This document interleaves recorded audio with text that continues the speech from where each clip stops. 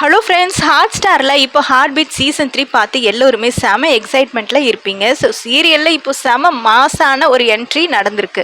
ரதி போனதுக்கு அப்புறமா விஜயோட லைஃப்பில் புதுசாக அனு அப்படிங்கிற கேரக்டரில் நடிகை காயத்ரி வந்திருக்காங்க. இப்போ இந்த கதையில் அடுத்து என்ன நடக்க போகுது வாங்க முழுசாக போய் பார்க்கலாம். ஸோ நெக்ஸ்ட் வீக்குக்கான ப்ரொமோ தாங்க இது. ஸோ ரதி போனதுக்கு அப்புறமா விஜய் லைஃப்பில் யாருமே இல்லாமல் இருந்தது. இப்போ புதுசாக காயத்ரி அனுங்கிற கேரக்டரில் என்ட்ரி கொடுத்துருக்காங்க. அனு ஹாஸ்பிட்டலில் பேசும்போது விஜய் அவங்கள ரொம்பவே ரசித்து பார்க்குறாரு. அது மட்டும் இல்லாமல் அனு தன் வீட்டில் இருந்தே சமைச்சு எடுத்துகிட்டு வராங்க அப்படின்னு சொல்கிறாரு.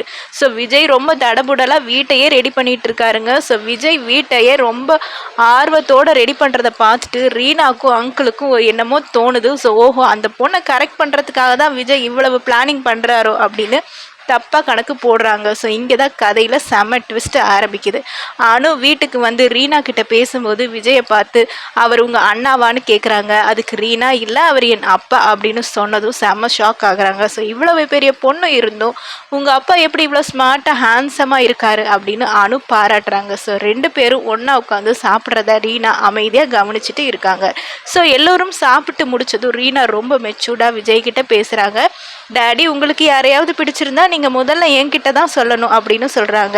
அதுக்கு விஜய் பிடிச்சிருக்கலாம் சொல்ல முடியாது, அதுக்காக பிடிக்கலன்னு சொல்ல முடியாது அப்படின்னு ரொம்ப தத்துவத்துவமாக பேசுகிறாருங்க.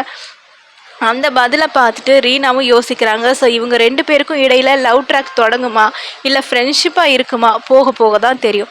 என்ன ஃப்ரெண்ட்ஸ், ஹார்ட் பீட் சீசன் 3ல் விஜய் அனு காம்பினேஷன் உங்களுக்கு பிடிச்சிருக்கா? விஜய்க்கு அனு புது ஜோடியாக வந்தால் நல்லா இருக்குமா? ஸோ கீழே இருக்க கமெண்ட் பாக்ஸில் சொல்லுங்கள். இந்த வீடியோ உங்களுக்கு கண்டிப்பாக பிடிச்சிருக்குன்னு நினைக்கிறேன். அப்படி பிடிச்சிருந்தா லைக் பண்ணி ஷேர் பண்ணி சப்ஸ்கிரைப் பண்ணிக்கோங்க. தேங்க்யூ ஃபார் வாட்சிங்.